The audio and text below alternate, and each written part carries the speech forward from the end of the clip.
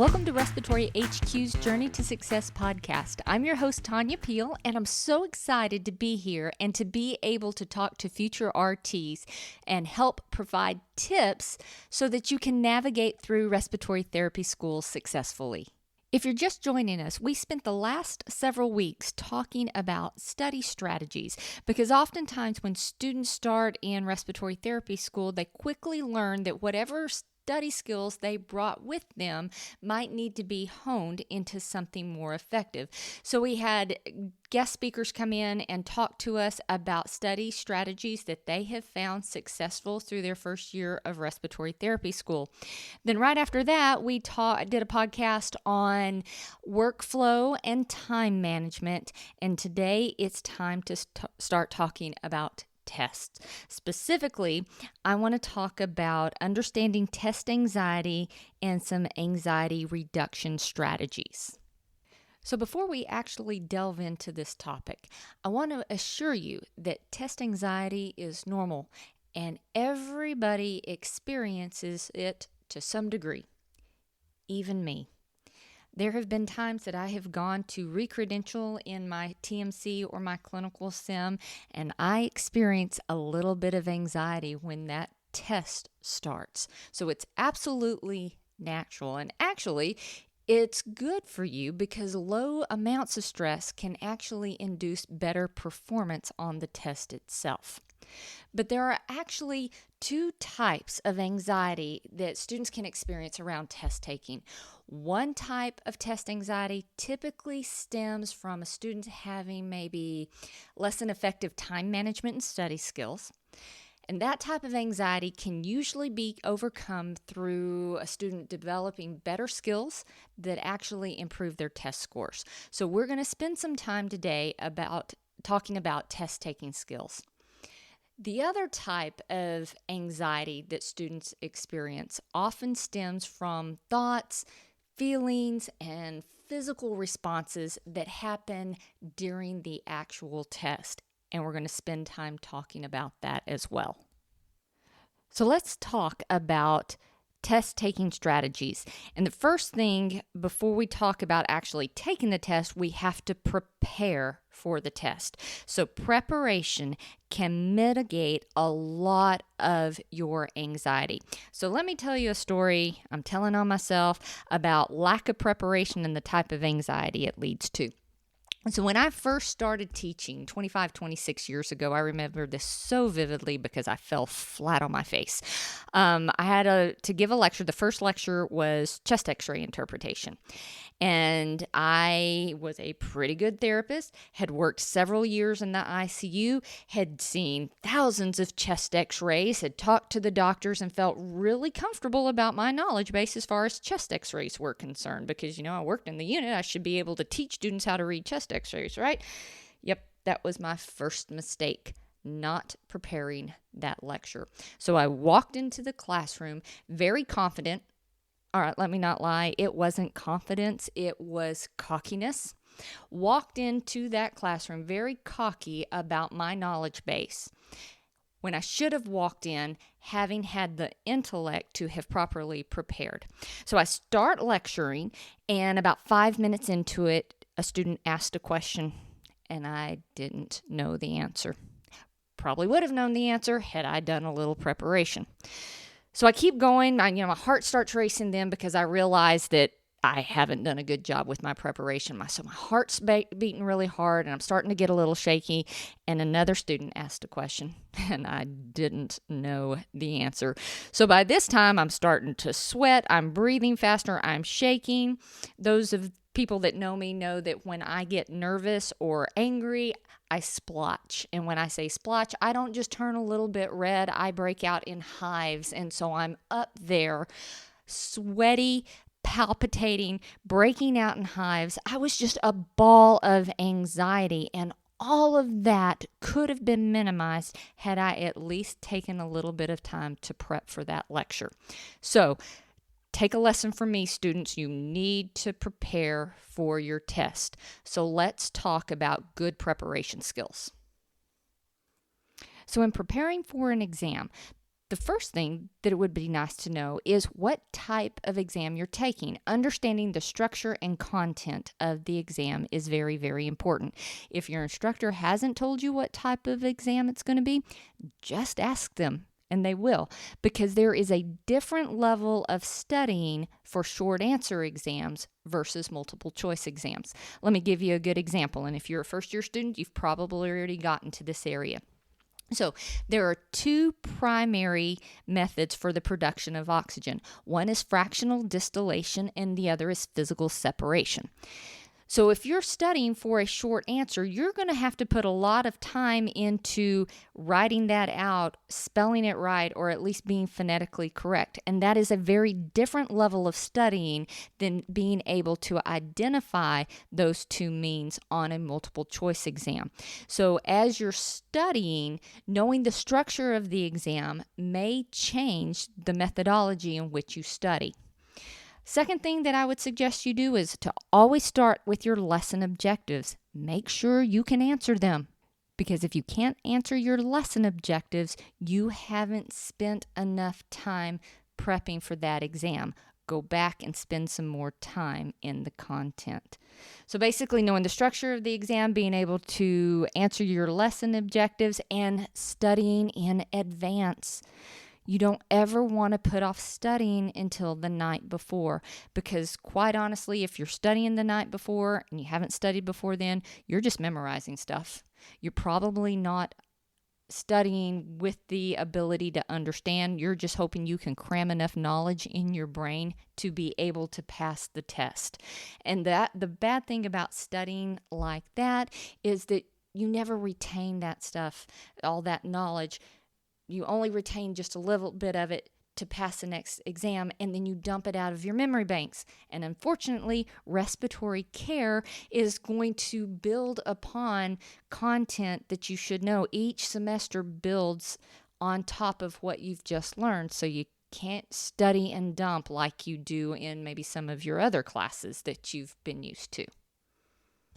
All right, so let's talk about the night before and the day of the exam. So you've done all your preparation, you're ready to go. You're not going to cram the night before the exam. Instead, you're going to try to get a good night's sleep, okay? If you don't know the information before the night before your exam, you're not going to learn any of it trying to study all night long. All you're going to do is not have enough sleep, be exhausted, and go into a testing situation not mentally at your best. So don't cram the night before. Get a good night's sleep. Don't drink any alcohol the night before, okay? You won't sleep good that way. When you wake up, eat before you go. Eat before you test. There are studies that prove eating a good breakfast or a good lunch before you test fuels your brain. So make sure you eat and minimize your caffeine. So I always talk about this as if you're going to test first thing in the morning. It may be in the afternoon. But I'm a person that I have 2 to 3 cups of coffee every morning. I'm going to keep that routine. And if you're that type of person, I'd say keep your regular routine. But if you have never had an energy drink in your life, the morning of a test is never the right time to try a Red Bull or any of those kind of energy drinks. Just don't do it. Don't add anything into your system that's going to produce more of a shaky sensation, more of an amped up feeling than what that anxiety is going to do. So before the test and during the test, it is common for you to experience rushes of adrenaline. And the bad thing about this adrenaline is too much of it keeps the brain from thinking. It triggers that flight or fight response. You've got to learn how to control and recover from those adrenaline burst. So I'm going to tell you one thing that helps is some type of physical activity. If you get to campus and you have 15 minutes to spare, I would tell you to take a brisk walk around the building. Burn off some of that adrenaline so it is out of your system and doesn't impede your thinking as you're taking the test. Now, I've just told you to arrive early so you can take a brisk walk to burn off any excessive adrenaline. The bad thing about arriving too early is sometimes socializing right before that exam. Because if you happen to be socializing with a student that's not prepared, or socializing, talking to students that are doing last minute cramming, if they ask a question and you don't know the answer to it, you are going to have a rush of anxiety. So don't do that to yourself. I would tell you that if you arrive early, take a brisk walk, but don't do a lot of talking to people right before the exam, because they're either stress studying for that exam or they're being really negative about the exam, and you don't need either one of those things. Now let's talk about if you're taking the exam from home or you're taking an online exam. One of the things that you really want to do is to make sure your computer is updated. So probably the night before the exam, I would check over your PC and make sure there are no updates that need to be done. If there are, go ahead and get them updated, because the worst possible thing that could happen as far as anxiety is concerned is for you to log into in the morning to take an exam. You open up the browser and then all of a sudden the computer tells you you have an update that needs to be done, and it's going to take 15 minutes. And you are now stressing that you're burning 15 minutes of your testing time. So if you're taking an online exam on your computer, make sure your computer is up to date and working before you sit down to take that exam. All right, so now let's talk about actually taking the exam. So chances are you're going to have a jolt of adrenaline right at the onset of the exam. All right, so here's how you deal with that. Start by answering only the questions you feel confident about. If you know the answer to number 1, answer it and go to number 2. If you answer number 2 confidently, move on to number 3. If number 3 is a question that you know is going to expend more mental energy, skip it. Don't answer it. Leave it blank. Highlight it so you can go back to it. So the good thing about tackling the test with this type of strategy is it gives you a little bit of time for your brain to recover from that shot of adrenaline, and then you'll be able to tackle those more complicated questions after you settle down a little bit. Also, it creates confidence and positive momentum. You're going through that whole entire exam answering all the questions you know. You feel confident about that, and then by the time you roll back into those questions that you have flagged, you've calmed down a little bit from that adrenaline surge, and you're confident and you're more prepared to start now thinking about those other questions. You also need to watch the clock and pace yourself. Okay? Never leave anything blank. Let's say that you get towards the end of the exam, you've got 2 minutes left and 7 questions to go. This is a time you want to start guessing, but you need to be smart about how you guess. So I'll just tell you, in respiratory, if any of your choices say increase flow, guess that answer, because so many pieces of equipment that we utilize, any of their problems that they have running, troubleshooting techniques, a lot of things can be cured or solved by increasing flow to that device. So there's actually a little saying that goes, if you don't know, increase flow. So if you're going to guess anyway, hedge your bets and guess increase flow. Now, I'm not going to tell you it's always going to be right, but there's a lot of times it might be. And then also, if you're guessing anyway, choose C. If a person is just beginning to learn how to make an exam, oftentimes for whatever weird reason, we like to put our answers as C. We don't want the answer to be the very first answer. We don't want the answer to be the very last answer. So usually the correct answer will be B and C. And for some reason, statistically, a lot of people like to put the answers as C. So if you're going to guess anyway, try to choose increase flow. And if that's not an option, just guess C. So proper preparation and test taking skills can mitigate a lot of anxiety that you're feeling. So just acknowledge that anxiety's there, prepare for reality. There will be some stress, but in fact, low amounts of stress can actually induce better performance. There may be questions that catch you off guard, but if you've gone through the test, getting all the ones you're very confident about, by the time you go back to those questions that have caught you off guard, you've settled into the test a little bit. It's normal to experience difficulty recalling some of the information you studied. That's why it's so very important that you answer the test questions that you know first. And then ultimately, I want you to recognize that while the test that you're taking is important by itself, one test shouldn't cause a failing grade in the class. So don't beat yourself up while you are taking that test. And that's a great segue into the next type of anxiety. You may tell me, okay, I've prepped, I've studied for hours, I've studied with a study group, I'm doing all the possible test-taking strategies I can, but I'm still suffering from horrible anxiety within the test. That's something a little bit different, and that's what I want to talk about next. So if you're having anxiety during the test and you know you are adequately prepared and you're following testing guidelines, then I'm going to tell you there are probably some external or internal factors that are triggering you. So let's talk about external factors first. Some of these external factors may be visual. So if students are getting up and turning their test in while you're still testing, is that a trigger? Other common triggers are the room becoming more and more empty while you're still testing, or people turning the pages of their exam and making that type of noise, or knowing that the clock is ticking away. So some things that you can do for these things. Maybe choosing your seat a little bit carefully may make a difference. So ask yourself which seats might be less distracting or exposed to less distractions than other.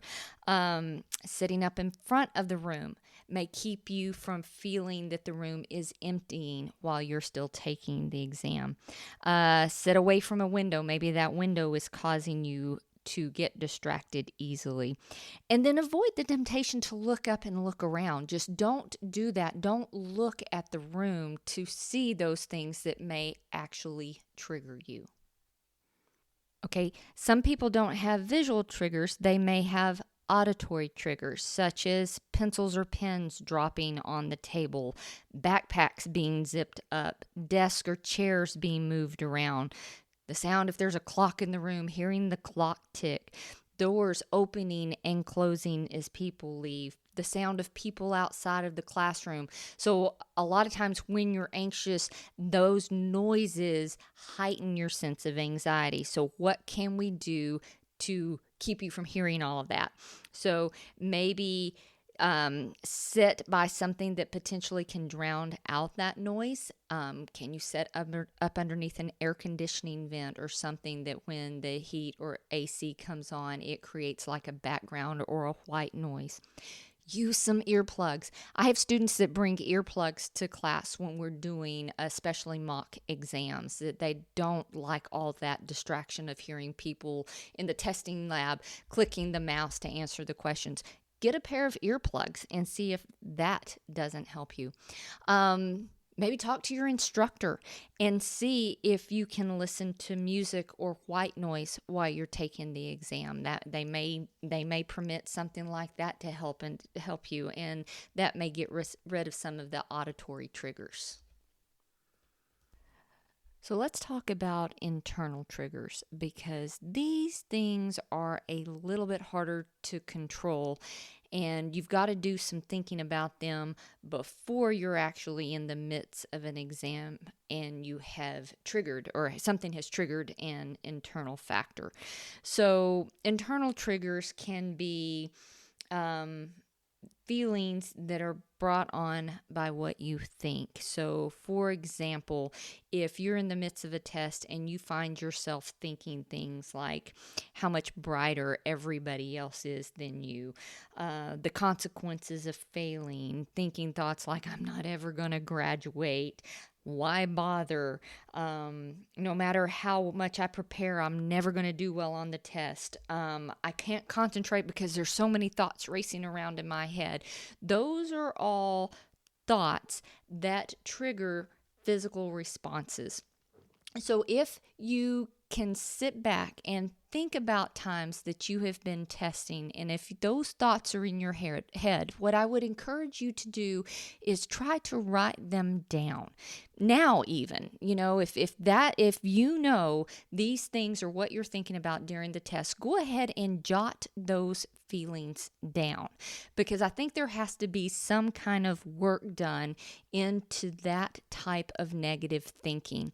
And different people do different things with these thoughts. I know people oftentimes have mantras that they chant, that they tell themselves, breathe in calm, breathe out anxiety. That people chant things like calm down, or all is well, or it's not about you.